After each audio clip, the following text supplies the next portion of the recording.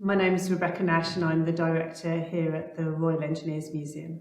Hi, I'm Danielle Sellers and I'm the Collections Manager for the museum. So the Making African Connections project started in 2019 with us working with the University of Sussex. The idea was to provide subject specialists, either in an academic field and also in the sort of spatially displaced people from Africa as well. So we hoped that through the project we'd be able to firstly get a better understanding of the Sudanese material that we held, work out ways of describing and talking about that material that both the museum felt comfortable with, but more importantly that the communities who relate to that and have a cultural history with that material would also feel comfortable with. I think for us it was also really important to work with the Sudanese community, and the museum has never really been able to or been in a position to work with a community that originated the material or material like that we hold in the museum.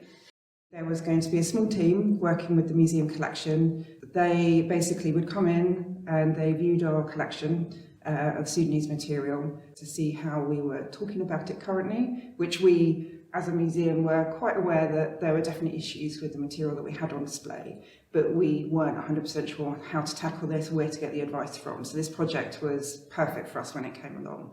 We had lots of discussion, I said, about language, the objects, how they were displayed. There was very little context for the objects that we had on display, about where they came from and who they were used by.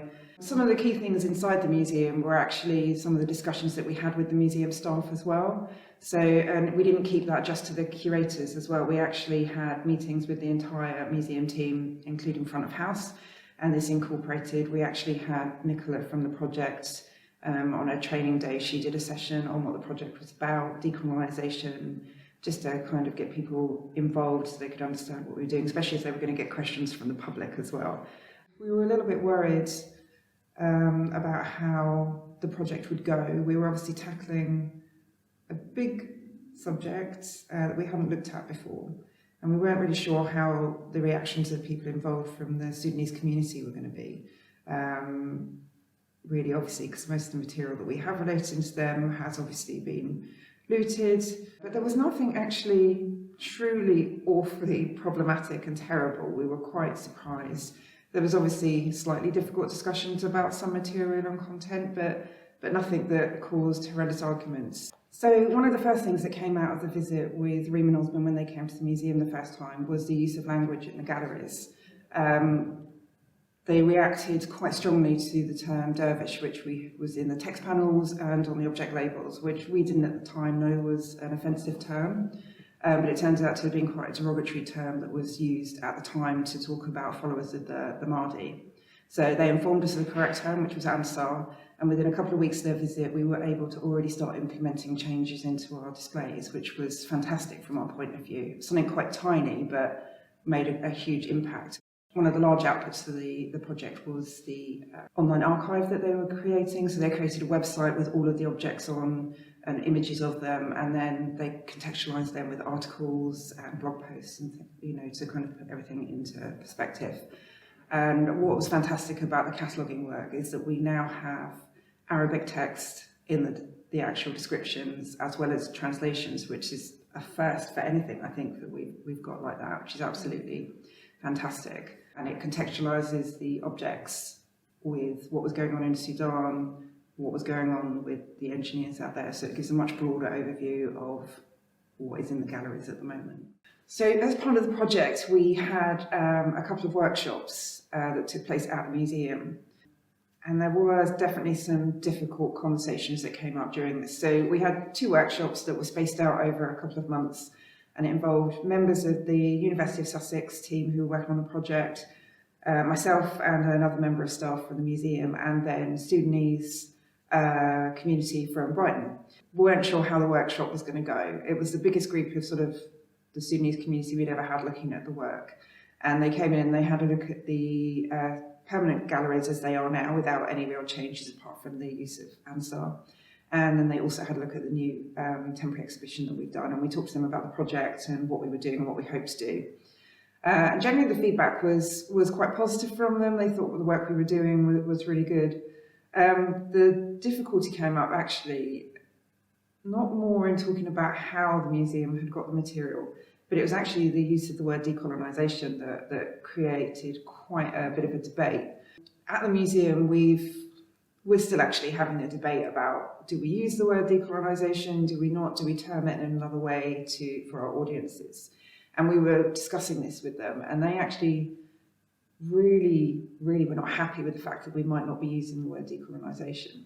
I think that speaks quite directly to some of the conversations that we've had internally that haven't been difficult, because I think within our workforce we're quite open and most people seem quite comfortable with putting forward their opinions.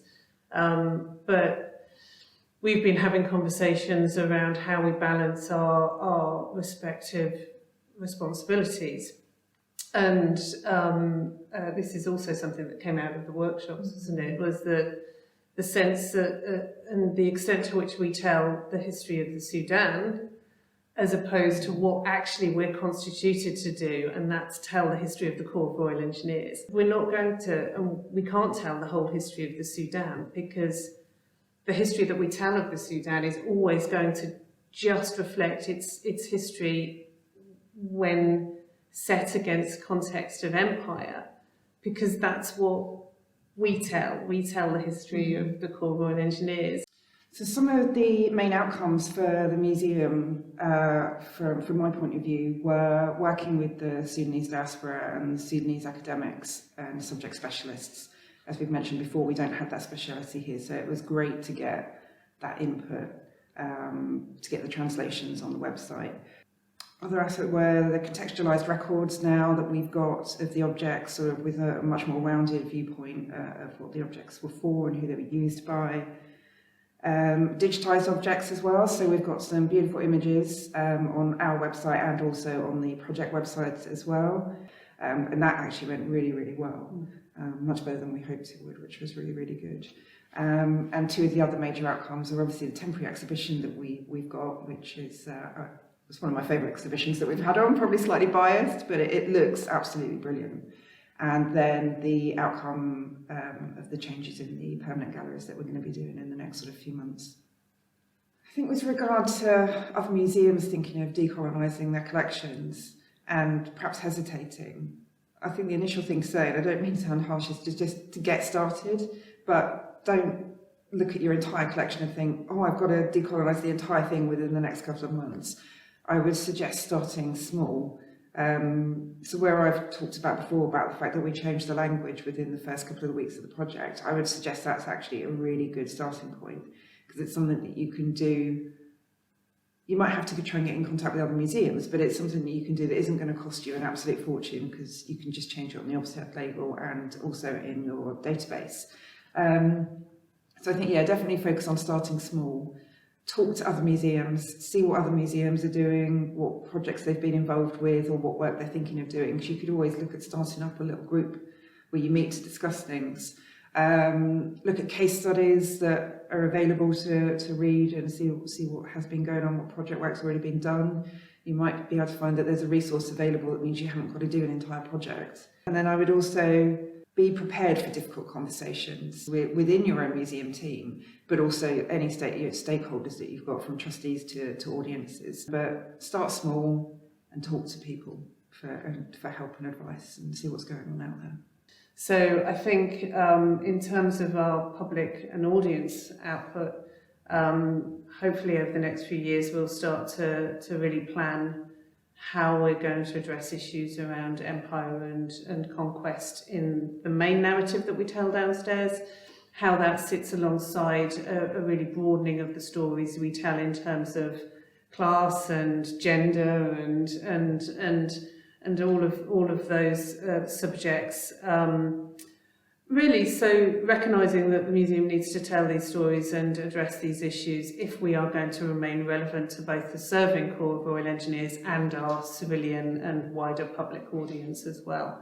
Internally and on the workforce, I think the project has had the impact of actually, it's pushed us to have the conversation, hasn't it? And really given us the confidence to start talking and start planning on how we can look at the next steps. One of the most tangible impacts is that we're recognised as an organisation that is quite open to having that conversation now, and that's quite powerful. So in terms of continuing the work in the future, as we've already said, one of the kind of long-term outcomes from the project will be a change to the museum's permanent galleries around the Sudan Walk. Yeah, so as I mentioned earlier, when we had the visitors in and they flagged the words that we were using, that's definitely something that I think we can take as almost a small step to start looking at the rest of the galleries. And it's discussions that I've obviously had with the collections team and volunteers that we have working for us, discussing about how we're looking at language in our records and how to work with the challenge in language and how we reference that and how we perhaps change it. But it's definitely what I want to look at going forward. I think it's something that we can do. Obviously, we'd love to go through and change our entire Victorian galleries straight away, but we just don't have the funding for that. Whereas looking at language in object labels and on the catalogue is something that we can do relatively quickly and also makes quite a great impact.